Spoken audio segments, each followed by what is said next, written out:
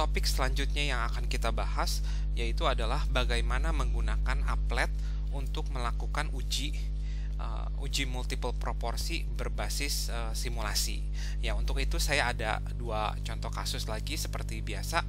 Nah, contoh kasus yang pertama itu sudah kita bahas sebelumnya, yaitu adalah bagaimana menguji apakah ada asosiasi antara posisi mobil saat menuju suatu persimpangan dengan peluang mobil tersebut tuh akan berhenti.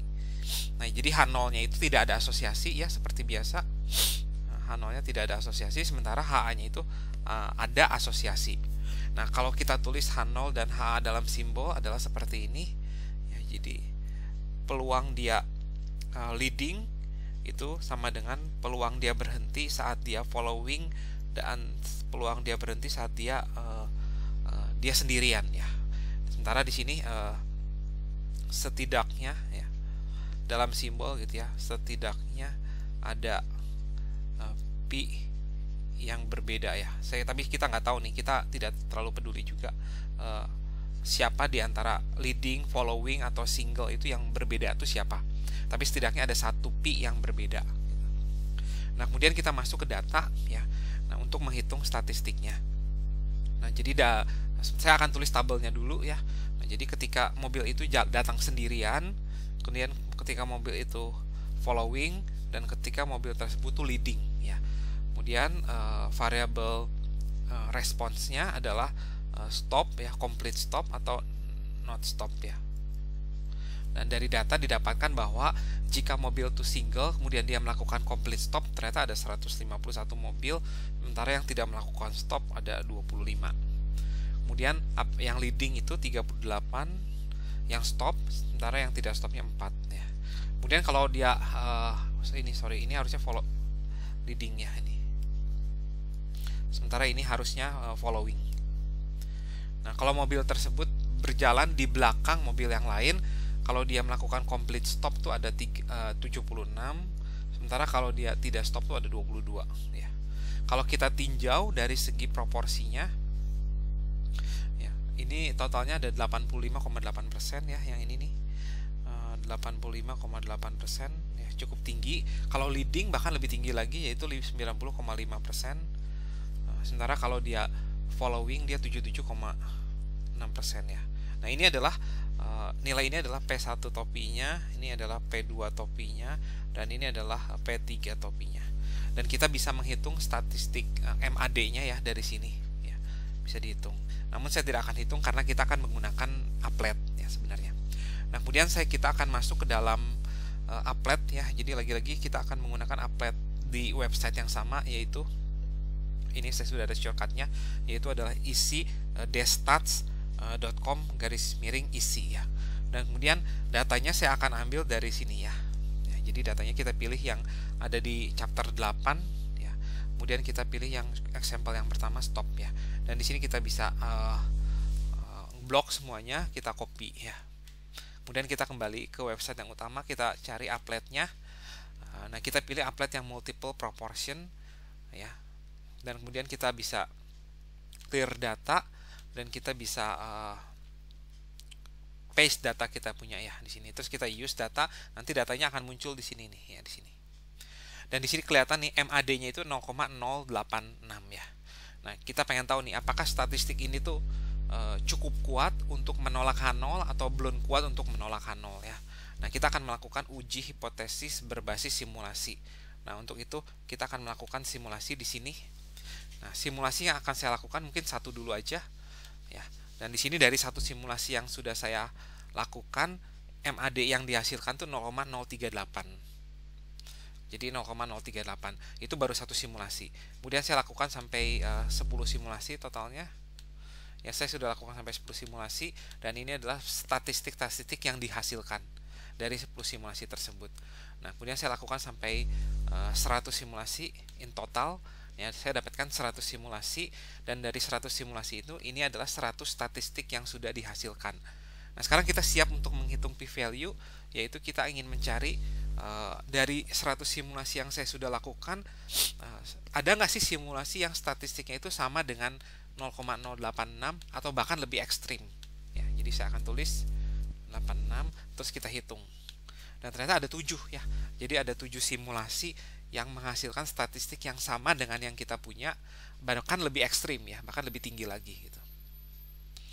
Nah, oleh karena itu p-value-nya itu adalah 0,07. Namun p-value ini belum terlalu baik karena kita baru melakukan 100 simulasi. Sebaiknya kita lakukan sampai cukup banyak, yaitu at least 1000 ya. Jadi saya tambahkan 900 simulasi lagi. Dan di sini terlihat bahwa kita punya dari 1000 simulasi ada 84 simulasi yang p-value-nya, yang statistiknya lebih tinggi daripada 0,086. Oleh karena itu kesimpulan kita p-value-nya adalah 0,084 ya. Saya kembali ke PowerPoint. Nah, PowerPoint-nya itu jadi kita dapatkan simulasinya sudah dilakukan, p-value-nya adalah 0,084. Nah, ini apakah kita menolak H0 atau belum menolak H0? Biasanya tergantung dari alfanya ya. Nah, biasanya kita pakai alfa tuh 5% dan ini masih lebih besar dari 0,05 atau 5%. Nah, oleh karena itu kita belum bisa menolak H0 ya. Jadi kesimpulan saya adalah belum cukup bukti ya untuk menolak H0 ya. Atau belum cukup bukti untuk mengatakan bahwa ada asosiasi antara bagaimana mobil tersebut datang di persimpangan dengan peluang mobil tersebut akan berhenti ya. Jadi masih sama aja gitu ya. Jadi peluangnya itu masih sama aja. Nah, semoga cukup jelas dari contoh yang pertama ini bagaimana menggunakan applet untuk melakukan uji hipotesis multiple proportion berbasis simulasi. Nah, sekarang saya akan masuk contoh yang kedua ya. Nah, di contoh yang kedua ini adalah contoh menjadi donor ya. Jadi contoh menjadi donor itu H0-nya itu adalah tidak ada asosiasi antara bagaimana pertanyaan diajukan dengan peluang seseorang menjadi donor. Ya, jika Anda ingat pertanyaannya itu diajukan dengan 3 cara ya. Cara pertama itu adalah cara opt-in ya. Ini opt-out. Terus ini cara netral ya. Nah, cara opt-in itu apa? Jadi by default tombol tidak maunya itu sudah dicentang, tapi dia bisa memilih untuk mau ya. Jadi opt-in. Sementara opt-out itu by default tombol mau untuk menjadi donornya itu sudah dicentang, tapi dia bisa memilih untuk opt-out, untuk tidak mau menjadi donor. Kemudian cara ketiga yaitu netral, di mana tombol pilihan mau atau tidak mau menjadi donornya itu sudah belum ada yang dicentang ya. Belum ada yang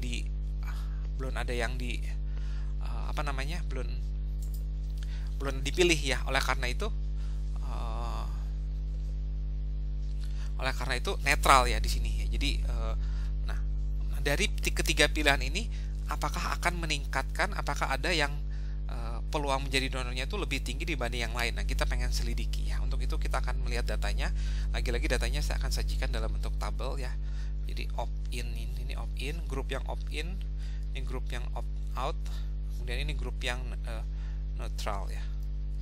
Kemudian ini variabel explanatorinya, variabel responnya itu adalah mau atau tidak menjadi donor ya.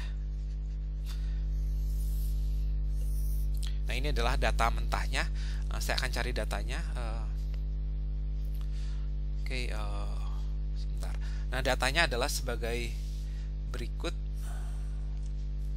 Mungkin saya cari datanya lewat sini aja ya, lewat applet.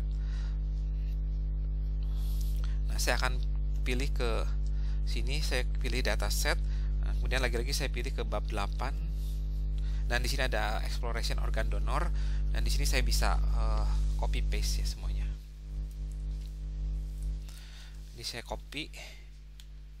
Kemudian saya bawa ke sini, saya clear, saya copy paste di sini ya.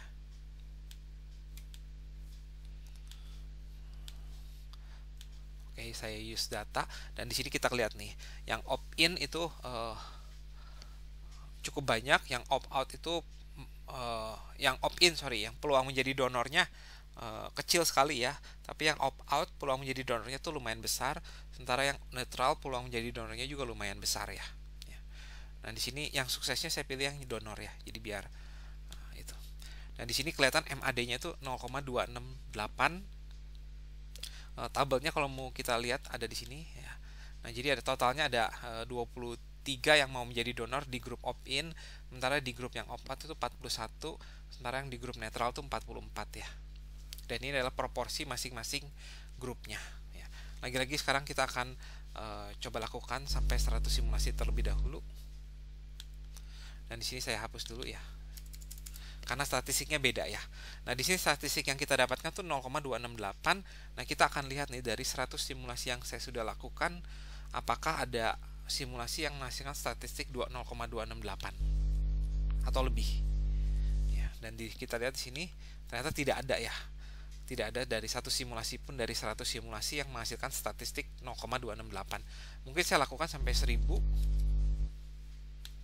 Dan ternyata dari 1000 pun tidak ada satu simulasi pun yang menghasilkan statistik yang lebih sama dengan 0,268 atau lebih ekstrim. Nah, untuk itu saya bisa simpulkan bahwa p-value-nya itu adalah 0. Nah, simulasi sudah kita lakukan tadi dan p-value-nya adalah 0, dan ini jelas kurang dari alfa berapapun ya. Tapi kita biasa pilihnya alfanya 5%. Nah, ini kurang dari 5% atau 0,05. Nah, oleh karena itu kita punya terdapat bukti kuat untuk menolak H0 ya. Atau dengan kata lain, sudah terdapat bukti yang kuat untuk mengatakan bahwa ada asosiasi antara bagaimana pertanyaan diajukan dengan peluang seseorang untuk menjadi donor. Oke, sekian dari dalam saya memperagakan bagaimana melakukan APET untuk melakukan uji hipotesis multiple proportion berbasis simulasi.